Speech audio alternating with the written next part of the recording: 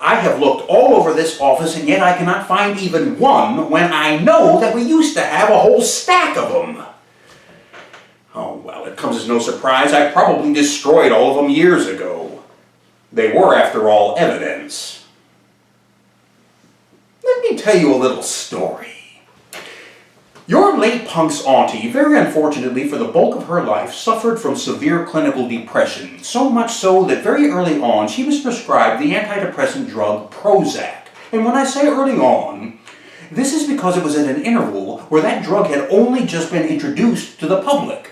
As a matter of fact, they made it a point of announcing that they had no idea what the long-range effects of this drug would be in the future. That's how early on it was. And yet she gladly partook of it, and it did help her. She took it for years, for decades. It helped her attain an equilibrium, a peace of mind, that in turn enabled her to lead as productive and as balanced a life as she could. She took that drug all the way up until the point in time where she was met with a problem, an obstacle, which she came to describe to me. Now, I must tell you that I am about as far removed from the pharmacopoeia as anybody can be. It requires an act of Congress to get me to take so much as an aspirin. Ibuprofen, Pepto-Bismol, and Geritol. That's it. Anything beyond that is beyond me. So she had to explain it very slowly and simplistically. Basically, she wasn't going to be able to get her medication any longer at a price which she could manage, owing to HMO providers, insurance coverage and premiums, co-pays, deductibles, all of that crap.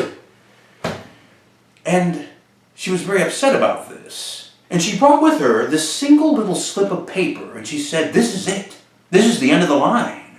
This is my very last prescription slip from my counselor. Once I hand this into a pharmacist and I have the prescription filled, that bottle is going to be it. The end of the road, no more of my medication, because I won't be able to afford it any longer." And I said, "Well, that's terrible. I'm sorry to hear that.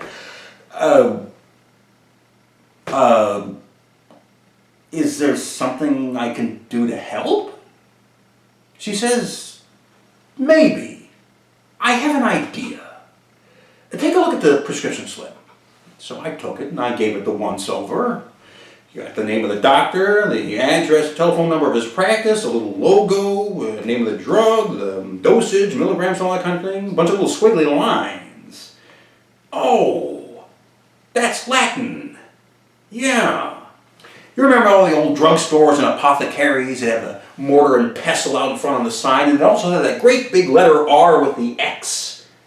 Yeah, that's Latin. It means prescription.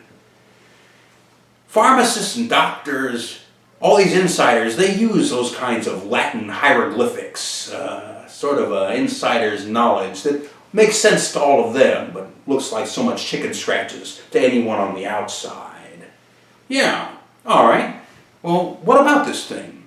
She says, "Well, if I were to take a computer graphics program and sort of replicate that slip, and then print out a bunch of blanks, would you be able to, well, create a new doctor and a new practice and fill out the prescription slip so that I can take it to the pharmacy and get my medicine?" I double-checked exactly what it is that she was asking of me. You want me to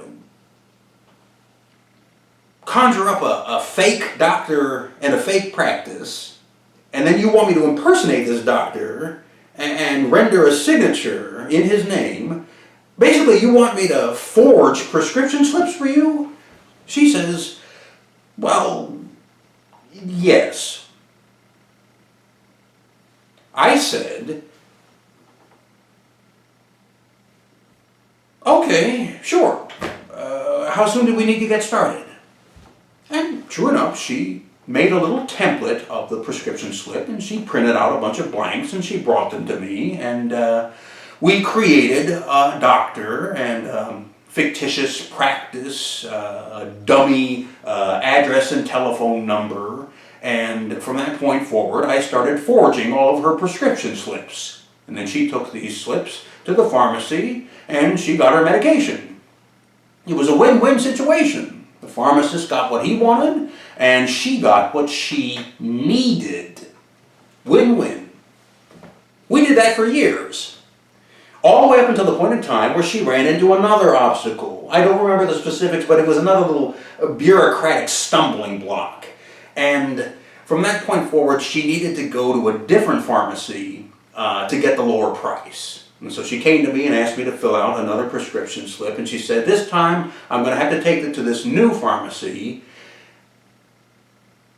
at Walmart. The pharmacy at Walmart,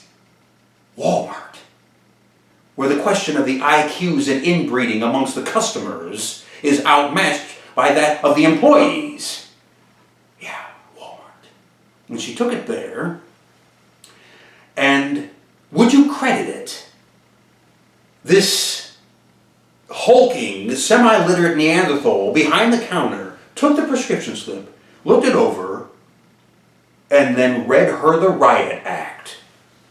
Do you have any idea how much trouble you can get into for trying to pass off a forged prescription slip in a pharmacy? How dare you! Do you know how many laws you've broken at the civic, municipal, state, and federal level? Do you know how much trouble you can get into? Do you know what kind of fine you're looking at? Do you know how many years in prison? You dare come in here with this patent fraudulent fake and try to deceive us? Then he ripped it into little pieces, watered them up, and threw them away. The pharmacist at Walmart. Yeah. Very much embarrassed, she hemmed and hawed and withdrew and came back to me and said, I guess the jig is up. We've been found out. I don't know what I'm going to do from this point onward. I don't know how I'm going to get my medication. And in truth, I don't remember what she did, but what I can tell you is this. She was able to connect the dots through some resource, through some other channel or avenue. She did continue to receive her medication at a price that she could afford. She ended up being fine in that respect. Years later, on a sunny, inebriated Sunday afternoon out at the riverside, I was with one of your punk's cousins, who, in addition to being punks incarnate, also used to be a highly trained pharmacy technician. Now, this punk cousin of yours, he is absolutely, exclamatorily anti-establishment. He hates the system, he hates the government, he hates the United States of America. He wants to see it all crash and burn with a communistic intensity. And furthermore, as a former pharmacy tech, he knows what the pharmaceutical companies are like. He knows how crooked and corrupt they are, how greedy, how avaricious. He hated them. And I figured if there was anyone who would appreciate this account as I'm giving to you today, it would be him on that afternoon. And I told it to him. Instead of laughing, instead of cheering, instead of saying, wow, that's one hell of a way to stick it to the man, his response was the complete opposite. He became very serious and somber and grave. And when he responded to my story, I understood what was going on with him. Has this ever happened to you? You enter into a conversation with someone, and the subject matter is even slightly within the domain of the experience of this individual because of a job, a career, a profession. It gives them a sort of insider's edge, a sort of members-only insight of knowledge and experience within the sphere of that profession, and as such, it endows them with a sort of sanctimonious, know-it-all, pseudo-integrity.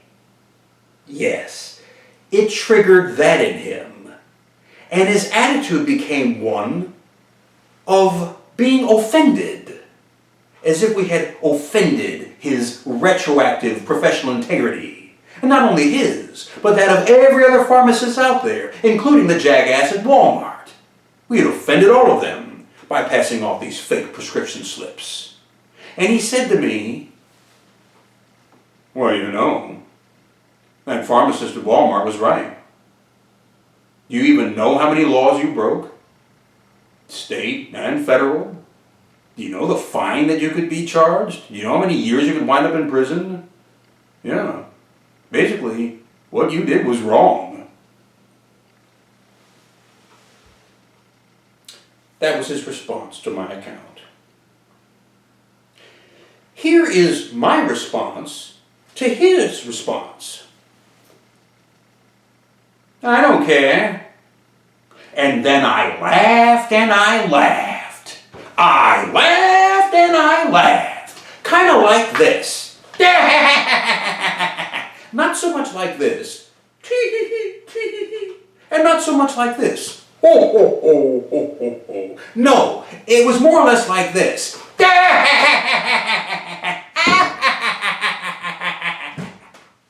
And boy, was he steamed.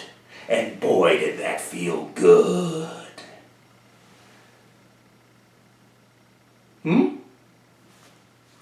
What's this now? I more or less pretty much just admitted to the entire world on the air that I forged prescription slips and passed them off at pharmacies all over town. Why, yes. I guess I just did. You want to call a cop?